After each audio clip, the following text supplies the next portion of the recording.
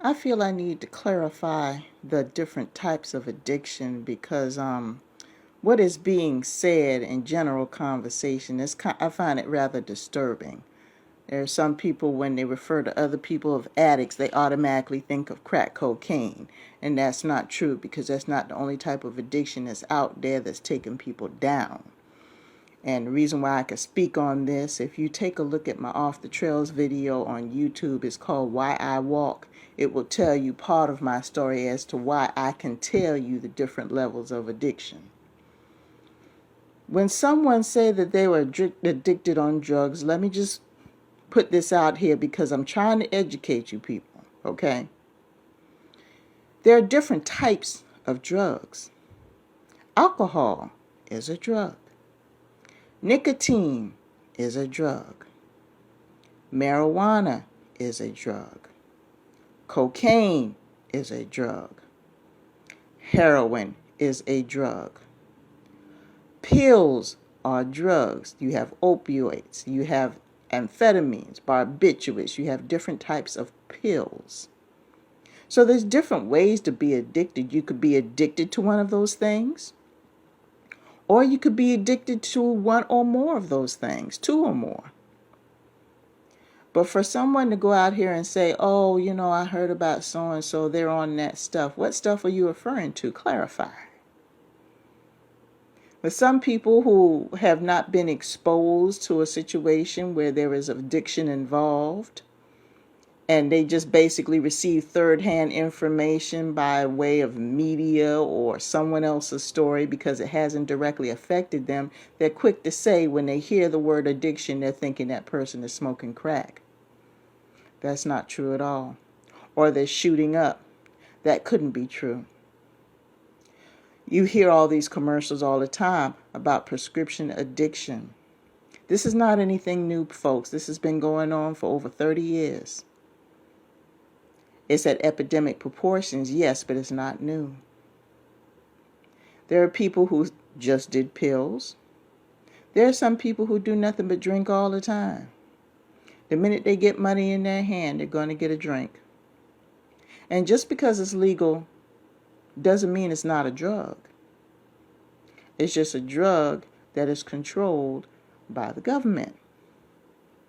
Now, I'm not going to sit here and say it's the government's fault as to why people are addicted to nicotine or addicted to amphetamines. Yes, there are more neighborhoods and more certain economic areas that have vendors of these places in more neighborhoods than some others. You already know this, but it's a matter of choice. And I know you guys are going to say, well, the government needs to do this and the government needs to do that. And yes, I've heard recently about the menthol cigarette situation, where as of December 31st of this year, there's not supposed to be any menthol in any of the tobacco products. I'm not a smoker. I never have been. I tried marijuana a couple of times, and then I felt that there was just too much hype about it, and I just left it alone. But as far as like smoking cigarettes, I tried a cigarette once back in the day, and I couldn't deal with that either. So any type of smoking I couldn't deal with. I just wasn't feeling it. You go through those phases where you just want to try out stuff, once or twice, and then, when you see that it's not all it's cracked up to be for you, you leave it alone. Some people, they think it's the shit, and they just get hooked on it and just try to, do everything else. That everybody is different. But the point is, expecting the government to curb a habit that someone already has is not going to be 100% effective. Now, I don't know if their goal is to eliminate addiction to nicotine. I don't know. Because, you have menthol cigarettes and you have non-menthol. So what will happen is if the person doesn't smoke, if they don't smoke menthol cigarettes anymore, okay, that's no problem. Now they're going to do one or two things. They're either going to start smoking non-menthol cigarettes or start rolling their own. Because that addiction is there. Addiction starts in the mind, people.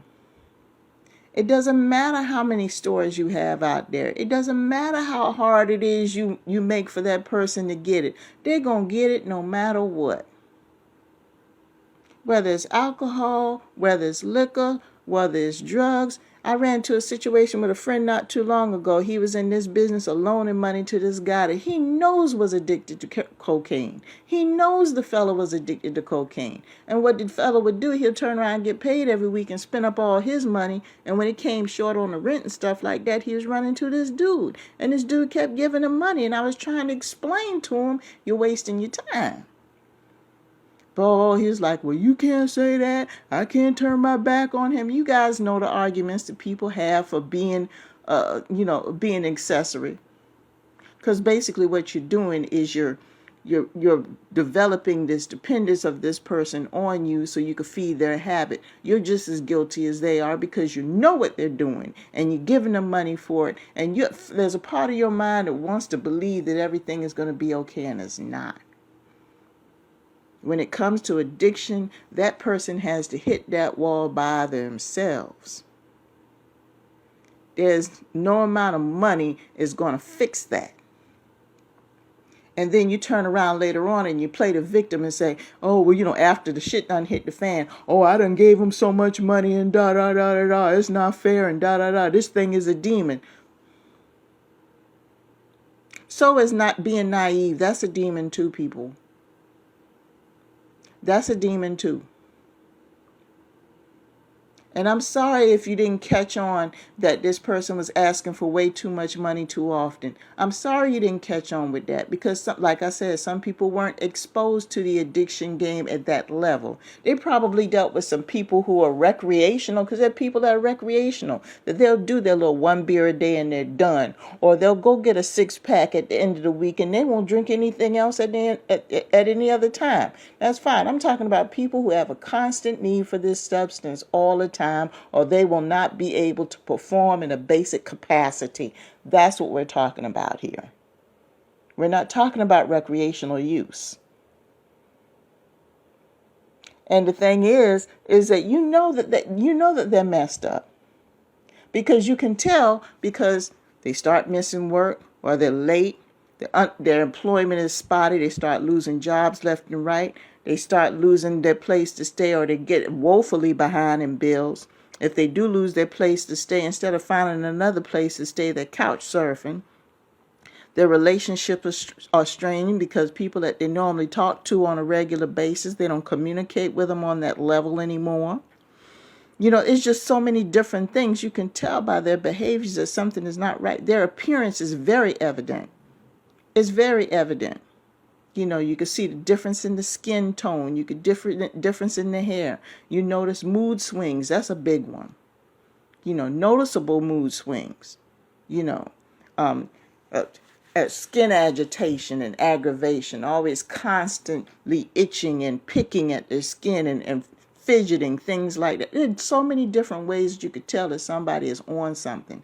Constantly look like they're distracted. Can't look you in the face when you have a conversation. Can't complete sentences. Interruptions in speech patterns and thought patterns. There are so many different things that scream loud and clear that this person's on something.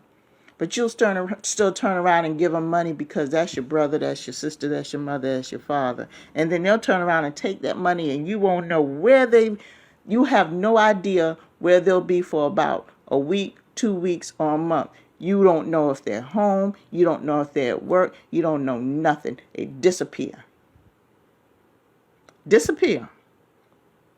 And like I said, I could speak on this because y'all need to watch the video Why I Walk on YouTube. It's under my channel called Off the Trails, Why I Walk, My Testimony. I'm speaking from experience and I'm trying to help y'all out here. Because there are still some people out here in this world that are enabling these people to continue their habits. And then when something happens, they want to sit there and blame the devil and blame this person, blame the hospital because they didn't do this, blame the rehab because they didn't do this, blame the cops because, they got in trouble, blame the prison system because they got locked up because of their habit, blame, blame, Blame the wife. Blame the baby mama for giving them a hard time. The bottom line is that person ain't had to pick up that thing in the first place. They didn't have to do it. I know what it's like to be overwhelmed emotionally. But the thing is, when it gets to the point where you pick up poison and put it in your body because you're stressed out, you need to put it down and find somebody to talk to. And I wish I had done it. Or else I wouldn't have wasted all that time and ruined certain parts of my life. It's a choice, people. It's a choice. And it seems like everybody's turning to the government and turning to civic organizations and this leader and this church and this group and everything else to help solve a problem that's going inside their head, and the shit ain't happening. If it's going on inside your head, it doesn't matter how many agencies and things that you go to fix the general problem until you figure out why and stop what's going on in your head to make you stop putting that shit inside of you. It ain't gonna happen.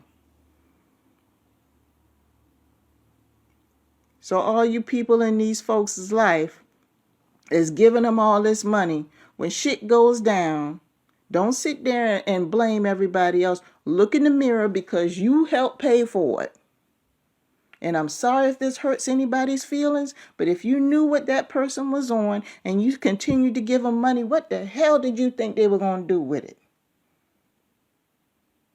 It doesn't matter what they tell you. It doesn't matter how many crying spells and fits and everything else that they have, because at that time, at that moment, they feel bad, but deep down they're craving it. It's just like if you're thirsty and you want some water. That's how real it is, people. And you know they're on it and you still give them money?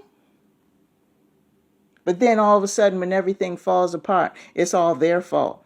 You enabled it. Stop it. This is your money that you work for in your wallet. While you're giving that person $100, think about how many hours you got to work to get that $100 back. And you don't know where it's going or what's going on. You know that person's on that mess. And I tell people all the time, I don't care who you are. If you know for a fact that somebody is addicted, don't give them one thin dime. If they need their rent paid, go to the landlord. If they need the utilities paid, go to the utility company. If they need food, go buy the groceries. If they need gas in their car, fill up the tank with gas. But don't give them any money.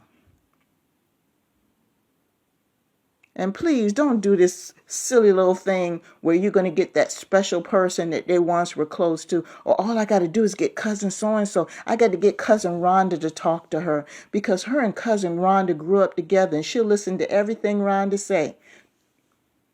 That's not the same person that Rhonda grew up with. We're dealing with a different person who is possessed by a desire for a substance. They're not thinking the same way that they thought when y'all was little kids. It doesn't matter what Rhonda says. Rhonda could sit there and talk to them, take them down memory lane, read the Bible, bring 20 people in there to lay hands on them, and they'll sit there and they'll cry and repent and fall out, and I'm so sorry and everything else. And there may be a 1 in 1,000 chance that that person may change, because I'm not saying it won't happen. But if they're fiending, they need professional help. Bottom line, if you see somebody that's going out like that, they need to go to a rehab center. There are people who are specially trained to handle this because they are former addicts. This is something that these people have gone through because they can understand. Because I'm going to tell you something. An addict can tell when somebody else has been through what they've been through by the way they react to them while they're going through their bullshit. They'll be like, oh, this person is green. And then what they'll do is they'll take that and figure, you know what, since this person doesn't know anything, maybe I can get something out of them. And then all of a sudden you open it in your wallet every time you get paid. And you don't know why. I'm going to let that sink in. Because there's somebody right now that has probably heard a sob story for the 11th umpteen time from their son or their daughter asking for $100 or $200, because it's never 5 or 10. It's never $7.50. It's never $3.99. There's never $85.60. It's always an even number like $50 or $100. It's never the exact amount. And then if they tell you they have to pay a bill or something, okay, no problem. Yeah, give me the account number. All of a sudden they don't have the account number. Or if they need gas in their car, no problem. I got a gas can. I'll get the gas for you. Or if they need food in the house, no problem. I'm going to the store. I'm gonna get some groceries, so I'll be by with the groceries shortly. See what they have to say. They're going to come up with an excuse every single time you try to offer to give them the thing that they ask you for. They want the money. They want the money. I have yet heard of a crackhead, and I'm using that term as a technical term. I'm not calling anybody names, okay? A person who's addicted to crack, I have yet have them ask somebody for $7.73. I have yet heard of anybody who is addicted to pills ask for $23.46. Because if you think about it, a lot of these utility bills are never to the dollar. They're always like $83.60 for the electric or $42.16 for the water. You can tell because if somebody has a bill that they have to pay and say, look, I'm going to have my water cut off. The bill is such and such. They don't turn around and say, oh, well, my water bill is due. I need $100. The bill's not $100. And if they really wanted the bill paid and need a few dollars afterwards, they would say, my bill is $83.60, but I need a few extra dollars if you could chip that in, but I really need the bill paid. You guys got to use common sense with these things. It's always 50 or 100, 50 or 100, 50 or 100. And some of them, if they're on the cheap stuff, is 20. But it's never a specific amount. And you guys are steady giving it to them, not thinking about the fact that you got to work to get that stuff back. So you're working for them now? I'm not saying this because they're the enemy. I'm trying to make you aware of the fact of how severe addiction is and some of the tactics that are used by people, and not to take this lightly, because there are still people of color who are still taking addiction lightly, and it needs to stop. You need to educate yourself on the different types of addictions, the different types of drugs, and the effect that they have on people. So you can understand when the next time you see that person come along, then you understand, okay, you know what, I don't need to deal with this. Because some addicts are not always zonked out all the time. Sometimes they have, lucid moments. This is just that they're okay for a little while until. It could be sporadic. They could be okay today and be off tomorrow.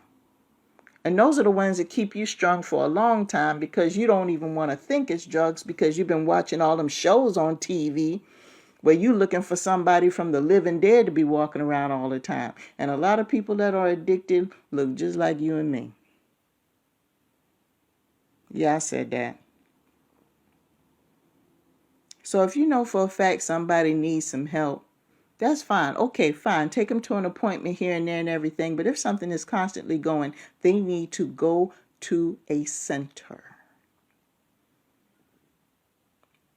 and need to be monitored, because that's the only way they're going to get cured. If they're at that level where they're constantly on it, or else the next thing you're going to hear is you're going to get a call from police where they found him somewhere dead. And I'm not saying this to joke or anything like that, but I remember one year in particular, 2016 was a year I would never forget, because I lost 4 people that I knew that were addicts. 4 people in 1 year found dead. Not dying in the hospital from a disease as a result, dead from overdoses. 4 people in 2016. I'm not lying. Now, if you want that to be your story, keep giving them money. and find them a valid facility to put them in and let them stay there until they can work that thing out. Because you don't know everything you need to know about that. You can't talk nobody out of anything of that once they're at that level. You can't.